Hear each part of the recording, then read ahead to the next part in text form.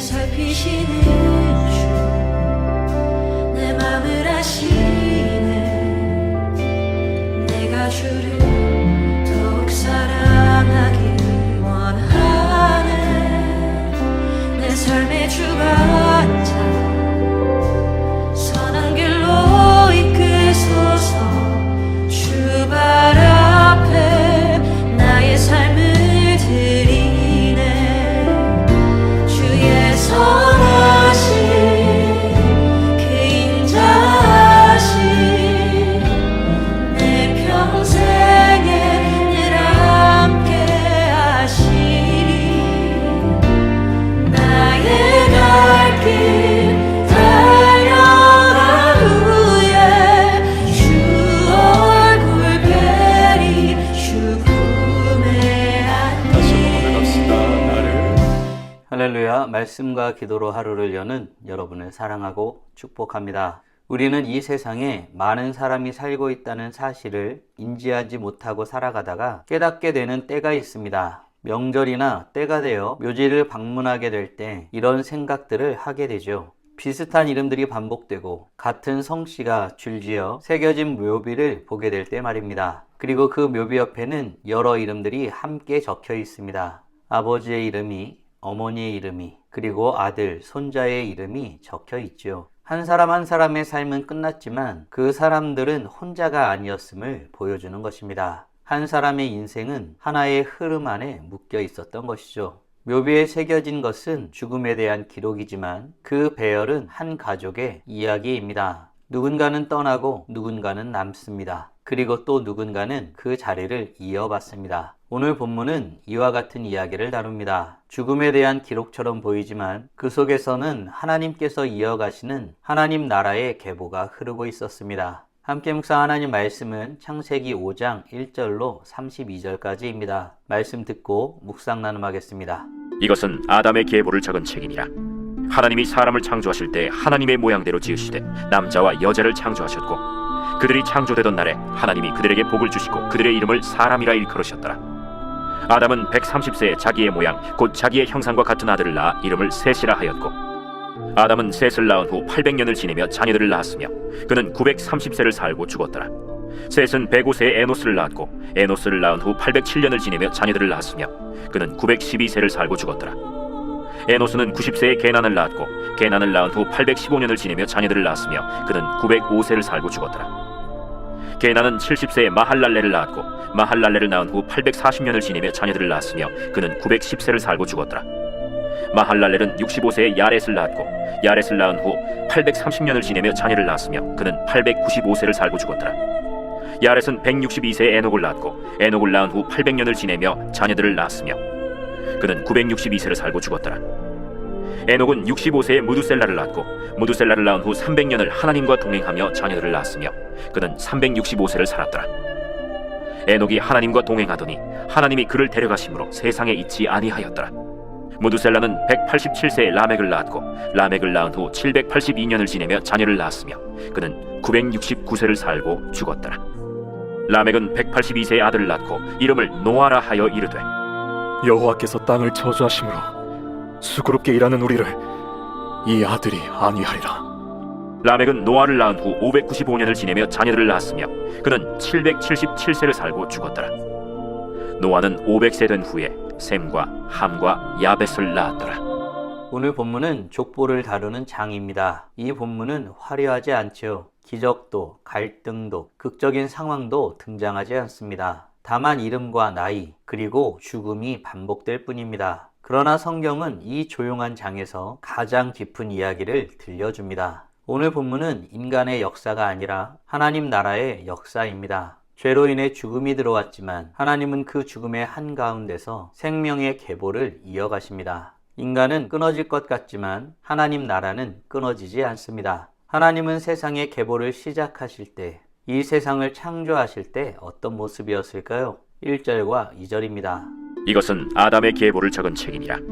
하나님이 사람을 창조하실 때 하나님의 모양대로 지으시되 남자와 여자를 창조하셨고 그들이 창조되던 날에 하나님이 그들에게 복을 주시고 그들의 이름을 사람이라 일컬으셨더라. 하나님은 창조를 통해 계보를 시작하실 때 그때의 모습에 대해서 말씀하십니다. 당시의 의도와 모습에 대해서 말씀하신 것이죠. 하나님은 죄에 대해서 먼저 말씀하시지 않았습니다. 실패에 대해서도 타락에 대해서도 말씀하시지 않았죠. 이것은 매우 중요한 순서와 같습니다. 하나님 나라의 기초는 인간의 순종이나 그 어떤 것이 아니라 하나님의 의도, 하나님의 창조 의지인 것을 확인하게 됩니다. 성경은 인간의 전적 타락에 대해서 분명하게 말하죠. 그러나 동시에 하나님께서 창조하신 목적 자체가 취소된 것은 아니라는 사실도 분명히 합니다. 인간은 죄로 인하여 망가졌지만 하나님은 최초의 창조 목적을 접지 않으셨습니다. 복도, 부르심도 철회하지 않았다는 사실을 반드시 기억해야겠습니다. 이 족보는 이렇게 선언하고 있는 것입니다. 하나님 나라는 인간의 실패보다 먼저 있었고 그 실패에 무관하게 그 목적은 이루어진다라고 말하는 것입니다. 사랑하는 성도 여러분, 나는 하나님의 포기하지 않는 창조의 의도, 구원의 목적이 있음을 믿으시나요? 하나님은 자기 형상을 가진 자들을 이 땅에 두시고 그들에게 복을 주신 이유는 이 땅을 하나님이 원하시는 모습으로 다스리길 원하셨기 때문입니다. 바라기는 하나님의 목적이 사람에 의해 외면되었으나 하나님은 그것을 반드시 이루실 것을 믿고 하나님의 뜻 가운데 살아가기를 소원하는 복된 하나님의 자녀들 되길 간절히 소원합니다. 이 족보에 등장하는 명단에는 하나님의 뜻을 알지 못하는 사람들도 많이 등장하고 하나님의 뜻을 알고 동행하며 살았던 사람들도 등장합니다. 어떤 사람들이 등장할까요? 어떤 의도로 이런 사람들을 기록하고 있을까요? 22절부터 24절까지입니다. 무두셀라를 낳은 후 300년을 하나님과 동행하며 자녀들을 낳았으며 그는 365세를 살았더라. 에녹이 하나님과 동행하더니 하나님이 그를 데려가심으로 세상에 있지 아니하였더라.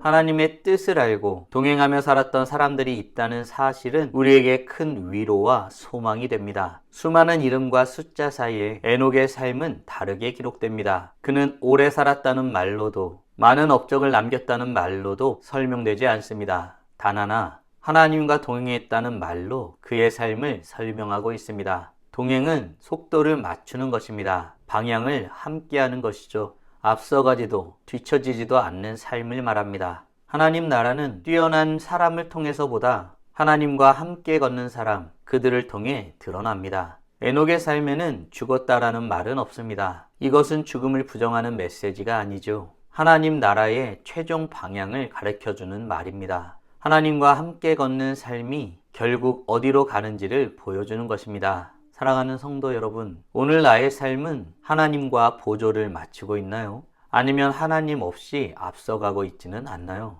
주님과 함께 살아가는 것이 신앙의 본질입니다. 참된 삶의 모습을 보여주지요. 이 삶의 모습은 세상이 알 수 없는 복되고 아름다운 모습입니다. 바라기는 하나님께서 우리에게 주신 이 세상에서 살아가면서 주님과 동행하는 참된 삶을 살아가는 복된 하나님의 자녀들 되길 간절히 소원합니다. 또 이어지는 명단에는 어떤 사람들이 등장할까요? 그리고 그 사람을 통해 우리에게 주시는 말씀은 무엇일까요? 28절, 29절입니다. 라멕은 182세의 아들을 낳고 이름을 노아라 하여 이르되 여호와께서 땅을 저주하심으로 수고롭게 일하는 우리를 이 아들이 안위하리라.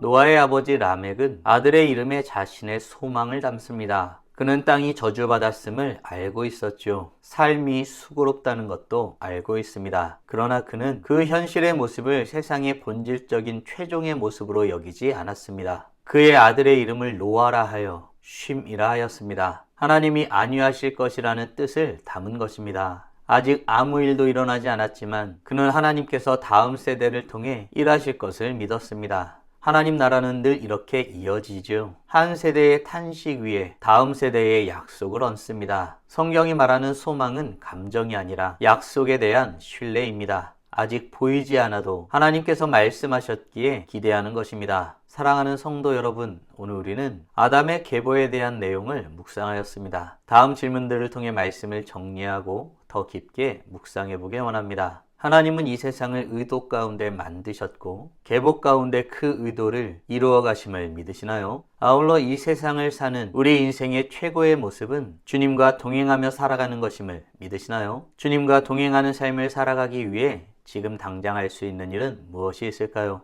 묵상하신 대로 주님 앞에 나아가 찬란하게 빛나길 간절히 소원합니다. 다 함께 기도하겠습니다. 살아계신 하나님 감사합니다. 오늘도 우리에게 복된 날을 허락하여 주시고 주의 말씀으로 하나님이 어떤 분이신지 무엇을 원하시는지 우리가 어떤 존재이고 무엇을 해야 되는지 깨닫고 고백하게 하심에 감사드립니다. 하나님, 이 세상이 그저 생명과 죽음이 반복되어지는 공간처럼 여겨질 때가 많이 있습니다. 하나님은 보이지 않고 하나님의 뜻은 모르겠는 그런 시간들이 반복되어지는 순간들을 많이 겪습니다. 그러나 믿음의 눈으로 그것을 바라보면 전혀 다른 모습을 보게 됩니다. 보이지 않는 하나님 나라의 이어짐이 보이고 하나님의 역사하심이 보이고 하나님의 섭리가 보입니다. 하나님, 이 놀라운 사실을 말씀을 통해 아담의 계보를 통해 깨닫고 고백하게 하심에 감사드립니다. 수많은 사람들이 태어나고 죽게 되어지지만 그 과정에 하나님 나라의 이루심이 있고 그 가운데 우리의 인생을 허락하시고 우리를 사랑하셔서 선택하시고 불러주셔서 하나님 나라 백성으로 살아가게 하신 그 놀라운 은혜를 찬양하며 경배하며서는 우리 모두가 될 수 있도록 은혜 내려 주시옵소서.